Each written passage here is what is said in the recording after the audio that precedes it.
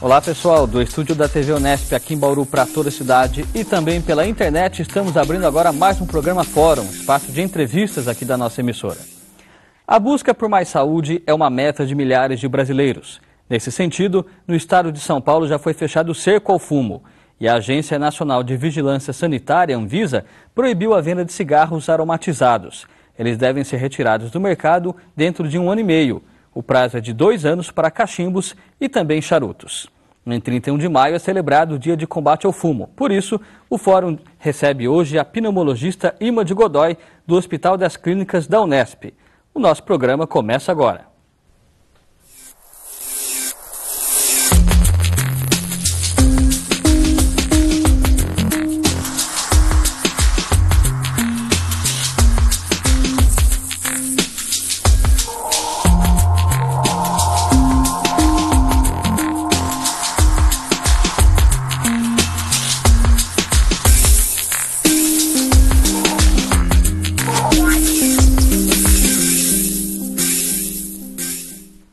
Irma, muito obrigado pela sua presença, sempre um prazer receber aqui profissionais do Hospital das Clínicas. Eu que agradeço a chance de estar aqui falando desse assunto que é muito importante, que eu trabalho há bastante tempo nele, que é sempre uma oportunidade única de fazê-lo. Então, o fumo, ele causa muitos males à saúde, não só dos fumantes ativos, das pessoas que consomem o cigarro diretamente, mas também dos fumantes passivos. Inclusive, existem conceitos aí com outros nomes, que é a exposição à fumaça de tabaco ambiental, tabagismo involuntário, ou seja, o fumante passivo, né? Mas quais são os principais males, Irma, que o tabagismo causa à saúde? Bom, é bom dizer que a fumaça do cigarro, ela contém aproximadamente ou mais de 4.700 substâncias e ela é absorvida pelos pulmões ou pela mucosa da boca, dependendo do tipo de cigarro que ele fuma, e ela se dissemina por todo o organismo. Então, hoje nós sabemos que aproximadamente 6 milhões de pessoas morrem devido a doenças relacionadas ao cigarro e 600 mil delas não são fumantes, elas são expostas ao cigarro. As doenças que mais matam geralmente são as doenças cardíacas, cardiovasculares, porque elas são realmente as doenças mais comuns na população. E temos também as doenças respiratórias, que são bastante comuns, principalmente nas pessoas com mais idade. Mas nós temos doenças de todo o organismo. Eu acho que a mais importante dela é o câncer, né? O câncer de todos os órgãos praticamente estão relacionados aí, todos os tipos de cânceres têm alguma relação com o cigarro. Principalmente o câncer de pulmão, em que o indivíduo que não fuma, ele tem uma chance muito pequena de ter, mas 90% dos casos são relacionados ao tabagismo. O câncer de vias aéreas superiores, né, da laringe, da faringe, então todos esses cânceres de vias aéreas superiores são relacionados ao cigarro e doenças que vão desde doenças estéticas de pele, cabelo, até realmente doenças aí vasculares, né, que são bastante comuns e atingem até os membros inferiores ou superiores. Então, assim, praticamente não há nada hoje, até o envelhecimento é relacionado ao tabagismo. Em termos de pesquisa, o que é que se descobriu nos últimos anos em relação tanto aos malefícios, mas também aos tratamentos disponíveis contra o cigarro? Com relação aos malefícios do cigarro, o que nós temos observado na literatura é um aumento da possibilidade de relação do cigarro com novas doenças, até distúrbios de comportamento de crianças, desenvolvimentos em escola, né, até você ter aí relações com doenças de capacidade cognitiva, de pessoas mais idosas. Então, uma relação muito maior, com um número muito maior de doenças que a gente desconhecia ou pelo menos não conseguia comprovar uma relação causa e efeito. Com relação ao tratamento, nós temos a última medicação lançada no mercado, já tem alguns anos para tratamento do tabagismo, e o que nós temos para futuro próximo aí da novidade é a vacina contra a nicotina, que pode ser aplicada e há uma previsão de estar disponível nos próximos 2 anos. Como que ela atuaria, essa vacina? Ela está sendo pesquisada onde? Ela está sendo pesquisada em vários países, mas ela está em uma fase ainda agora vão começar alguns testes clínicos, né? em que ela realmente inativa a nicotina. E a nicotina é a substância, é como se você tivesse um anticorpo, se gruda na nicotina e não deixa ela atuar nos seus receptores. Então, o que acontece? O indivíduo não tem o efeito benéfico ou que ele se sente bem de recompensa quando ele fuma. Então, o cigarro só é atrativo porque quando a pessoa fuma, ela tem algumas sensações agradáveis, né? E a vacina da nicotina vai impedir com que a pessoa tenha essas sensações agradáveis quando ela fuma. Ela ficaria menos sujeita ao vício. Isso, e aí ela não vai então se ligar ao organismo, como a nicotina é a substância, embora ele tenha essas mais de 4.700 substâncias, a nicotina é o agente viciante do cigarro. Então, se você tiver alguma maneira de bloquear essa ação da nicotina, o indivíduo deixa de ser dependente. Irma, há pessoas que atravessam grande parte da vida como fumantes, não é? Não só de cigarro, mas também de charuto ou cachimbo. Enfim, 20, 25 anos fumando, né? Constantemente, com muita frequência, em grande quantidade. Mesmo para essas pessoas é interessante, não é? Que elas larguem o vício, abandonem o cigarro, o organismo consegue se recuperar. É muito importante que a pessoa pare de fumar em qualquer momento, em qualquer fase de doença que ela esteja. Nós temos algumas doenças, por exemplo, se você fala assim, olha, eu tenho um câncer de pulmão, então eu já fumei 20 anos, vou continuar fumando, porque eu já estou com câncer mesmo, o que vai adiantar? Já tem trabalhos muito bem feitos mostrando que o indivíduo que mesmo quando ele tem um câncer de pulmão ou de outro órgão, vamos falar de câncer porque é a doença mais grave, né? Se ele parar de fumar, ele vai ter uma resposta melhor à quimioterapia. Há benefícios mesmo para esses indivíduos. Agora, você tem algumas doenças, tipo as doenças cardiovasculares, mesmo que o paciente fumou 30, 40 anos, se ele parar de fumar, ele tem benefícios em curtíssimo prazo. Dentro de 6 meses, de 1 ano, a incidência de novos eventos cardiovasculares, como infarto, angina, mas diminui muito se o indivíduo para de fumar. Então, em qualquer época que ele parar de fumar, é benéfico. Ele deve parar, deve sempre tentar parar. Muito bem, então fica esse desafio às autoridades públicas, né? As autoridades públicas de saúde que trabalhem em parceria com as empresas que pesquisam essa possível vacina, para que seja uma boa notícia, quem sabe, em breve, não só o Brasil, mas há muitos países que possam oferecer isso ao público, aos dependentes da nicotina, do tabaco, para que possam largar o vício. Nós vamos agora ao nosso primeiro intervalo e voltamos daqui a pouquinho com mais papo sobre cigarro. Voltamos já, até lá.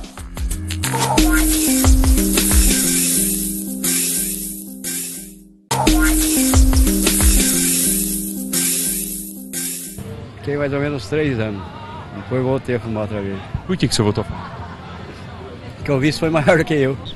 Essa abstinência é conviver com fumante também. Em casa, meu cunhado fuma. Aí fica difícil sentir o cheiro de cigarro o tempo todo, não fumar. Pra quem já fumou, fuma anos e anos, né? Eu fiquei 2 semanas, fiquei insuportável. Eu fiquei que não aguentava. Brigava até comigo mesmo. Sonhava com ele. E foi difícil. Então, Irma, como nós vimos, são relatos fortes, né? A pessoa sonhar com cigarro tentando parar. O outro diz que o vício é maior do que ele. Então, são depoimentos fortes que demonstram o poder que essas substâncias têm sobre o organismo, não é? Agora, se a pessoa realmente quiser, o que ela deve fazer? Bom, eu acho que olhando para os depoimentos, a gente percebe algumas nuances, né, que mostram assim. Primeiro, para parar de fumar, você precisa tomar decisão. Então, você precisa de aconselhamento médico e você precisa de medicação. Por exemplo, o indivíduo que diz que fica irritado, que ele não consegue dormir, ele precisa de medicação para amenizar esses sintomas de abstinência. Isso são sintomas de abstinência do cigarro que ele tem. O outro, por exemplo, que refere que a presença de fumantes no ambiente, o cheiro do fumante, do cigarro, faz com que ele volte a fumar. Isso também é verdade. Porque, na verdade, você, quando fuma por muitos anos, você começa a ter um aumento do número de locais que recebem essa nicotina. E isso fica na memória do indivíduo. Então, se alguém fuma e ele sente o cheiro, esses receptores, digamos assim, eles se abrem e falam, fume, fume. Então, fica como uma memória. Então, é importante realmente que ele, pelo menos durante algum tempo, se afaste. Por isso que é muito importante os ambientes livres de fumo. porque isso faz com que o indivíduo não tenha essa lembrança tão comum. Agora, acho importante dizer, por exemplo, esses indivíduos que ficam se fumar durante muito tempo e voltam a fumar, eles não voltam a fumar por dependência química. A dependência química dura um mês, no máximo, não dura muito mais do que isso. O que fica é a dependência emocional. Então, o indivíduo deixa de fumar, ele passa a abstinência química e ele volta a fumar aí por uma razão pessoal, por uma razão emocional, por uma relação, por que ele vai numa festa, porque ele entra com amigos, porque ele vai jogar junto com amigos que fumam. Então, realmente, o indivíduo precisa estar muito consciente de que ele vai parar de fumar, que ele não vai voltar. Exatamente. Isso, né? Então, ele precisa ter isso claro. Você tocou já num ponto que eu ia questionar. Eu queria que você avaliasse a lei antifumo do Estado de São Paulo, que ela proibiu o fumo em locais fechados de uso coletivo, né? Essa lei, de alguma forma, esse foi um argumento muito usado na época da aplicação, ela fere o direito de a pessoa fumar. Queria que você avaliasse essa lei. Essa lei, na verdade, sim, se fala muito no livre-arbítrio, né? Que você poderia fumar a hora que você quisesse. Você pode fazer tudo o que você quiser, mas você não pode fazer isso que prejudique o outro. Então, o principal objetivo dessa lei foi proteger o não fumante, de uma forma geral. Esse é o objetivo primordial da lei. Mas ele tem consequências, porque por conta dessa lei, né, de que o indivíduo não pode fumar, primeiro, mesmo o indivíduo que fuma vai fumar menos. O indivíduo que não fuma não vai estar exposto, então o risco dele ter doenças é menor, né? Então você começa a ter uma série de repercussões por conta dessa lei que vai apenas fazer com que o número de fumantes vá diminuindo. E isso vem acontecendo no país, né? Visivelmente houve uma diminuição de 32%, hoje nós temos por volta de 14%, 15% de fumantes.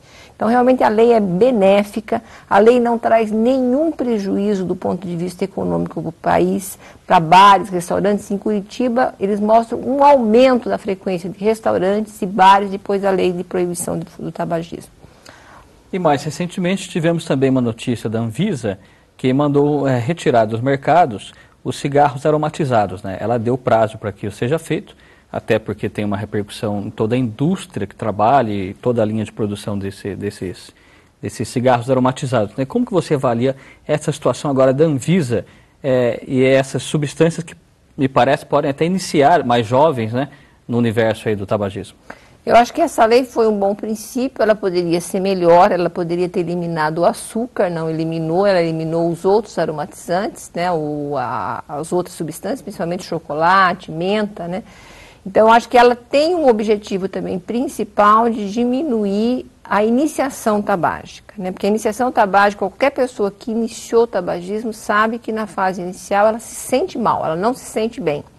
E fica o cheiro do cigarro. Então, quando a pessoa usa um cigarro aromatizado, ela se sente melhor, diminui um pouco aquela sensação irritante da garganta que ela tem quando ela fuma pela primeira vez, e isso faz com que ela mais facilmente se torne aditiva aí com o vício da nicotina, né? Então, acho que essa lei é extremamente importante, é uma pena que ela vai demorar 1 ano e meio a 2 anos aí para entrar em vigor, né? Mas ela é uma lei extremamente importante e ela manda uma mensagem importante para o público, né? Que não tem cigarro benéfico.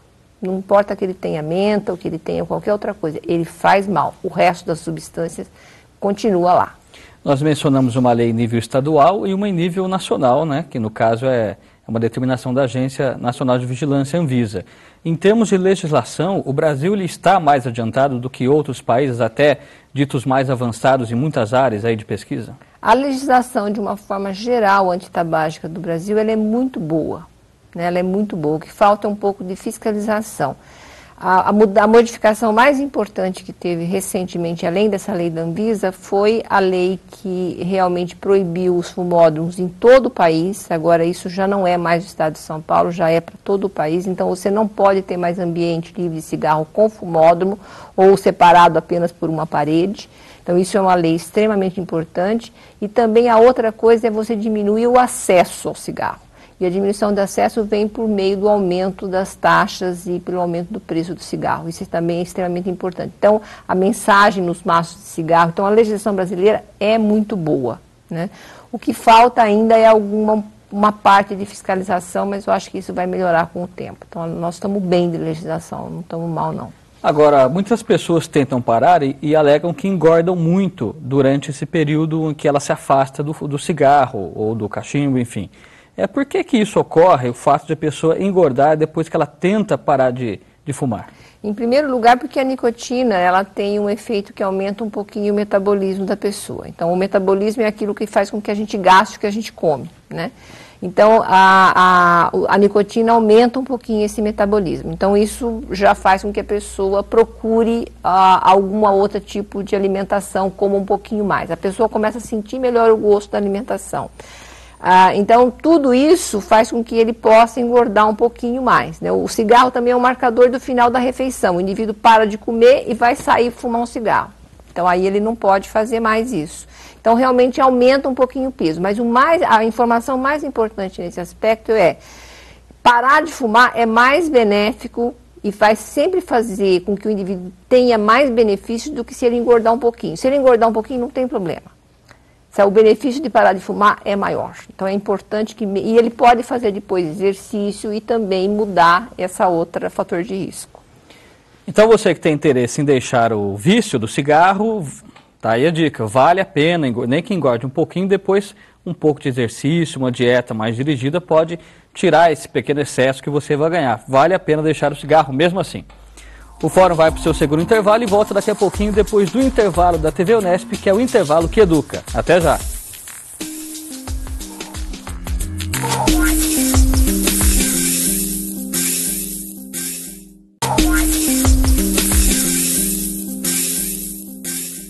Não, olha, não é nada pessoal, mas o tabaco gera um pouquinho mais de polêmica do que o álcool. Essa é nova pra mim. Meu produto mata mais de 475 mil por ano. Oh, agora 475 mil é um bom número. Tá bom, 475 são 1.200 por dia. Quantas mortes relacionadas ao álcool por ano? Bom, isso 100 inclui... mil, no máximo. Isso dá o que? 270 por dia? Uau! Hey. 270 pessoas, que tragédia. Desculpe se eu não entendo por que nenhum terrorista queira sequestrar alguém da indústria do álcool, né? Você nem levou em consideração gente, chega, o número de vamos parar mortes com por... isso. Bob, quantas mortes por arma de fogo nos Estados Unidos por ano? 11 mil? 11 mil? Você está brincando comigo. 30 por dia. Isso é menos que as mortes no trânsito. Nenhum terrorista iria se preocupar com vocês. Bom, então nós vimos aí um trecho do filme Obrigado por Fumar. Ele é apenas um trecho, mas ele faz uma crítica a toda a indústria do cigarro. Nós vimos ali na mesa representantes da indústria do tabaco, do armamento e também do álcool. Então tem essa discussão entre os três, eles avaliando qual das indústrias matam mais. Então quem inclusive quiser assistir esse filme, Obrigado por Fumar, ele faz uma crítica aí muito interessante. Mas aqui, a gente falava um pouco sobre tratamento no bloco anterior, eu queria perguntar para você o seguinte, qual tem sido a forma mais eficaz de tratamento?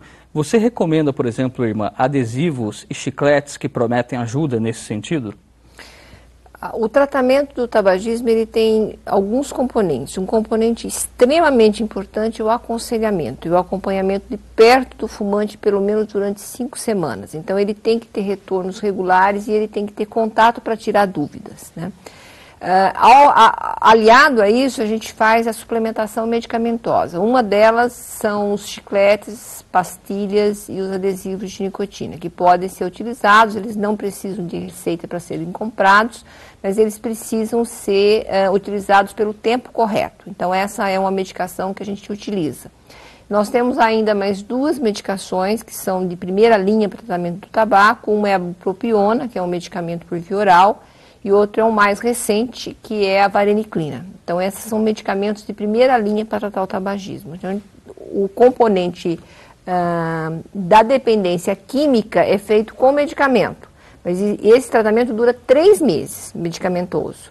Depois disso, o indivíduo tem que continuar sem fumar, e isso é conseguido por meio do aconselhamento e dos retornos frequentes do paciente. Então, realmente, quando o indivíduo tenta parar de fumar, ele tem que saber que ele pode ter recaída, que ele vai ter sintoma de abstinência, e tudo isso deve ser abordado durante o aconselhamento. Então, não é como uma pneumonia, por exemplo, que eu te dou um antibiótico, você toma. Se você quiser, você sara. Se você não quiser, você sara também. Aqui não, você tem que querer e você tem que participar. E eu sempre digo para os meus pacientes que quando ele para de fumar, é ele que parou, não fui eu que fiz com que ele parasse. Inclusive aqui em Bauru temos um CAPS AD, né, que é o Centro de Atenção Psicossocial, que lida com álcool e drogas e também pode orientar nesse sentido.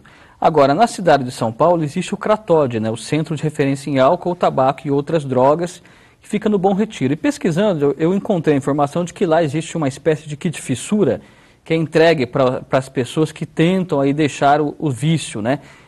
Casca de laranja, damasco, uva passa, cravo, canela, embrulhados num saquinho e entregues para a pessoa, né? Como que isso atua no organismo? Na verdade, a fissura, ela não é um sintoma de um sinal de abstinência. A fissura é aquela vontade louca de fumar que dá de repente. O indivíduo quer fumar, mas ela passa rapidamente. Ela passa em 5 minutos, no máximo ela passa. Então você tem que distrair o fumante para ele não fumar. Então você usa qualquer artifício. Então geralmente se orientam coisas que não engordam.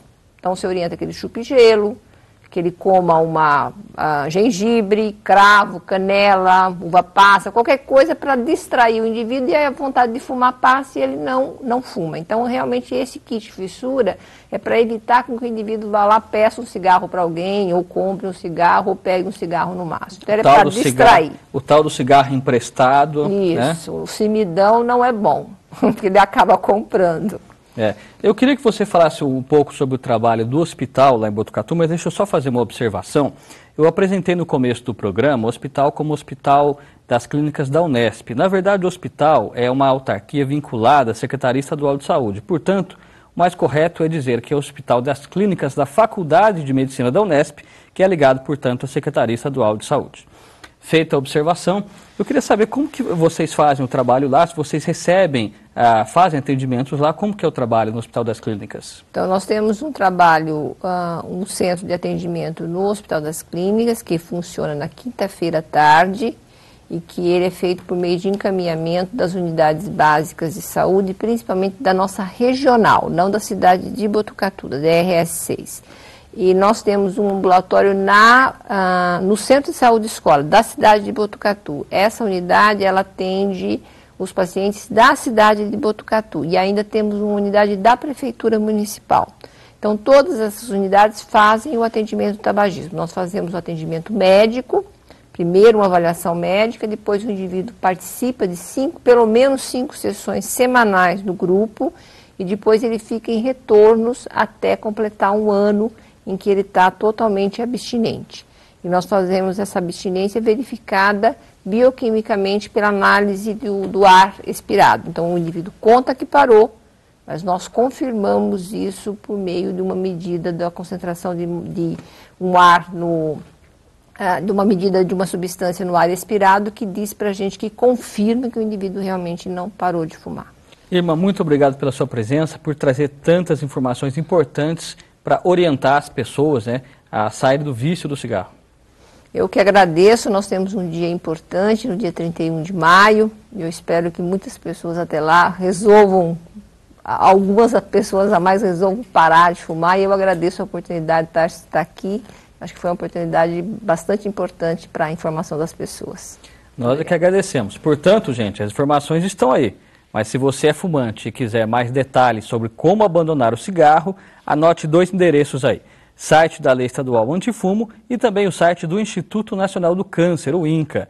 Nessas páginas você também encontra informações sobre os benefícios de uma vida mais saudável. Muito obrigado a todos que acompanharam aqui o Fórum. A gente se vê então na próxima edição. Até lá!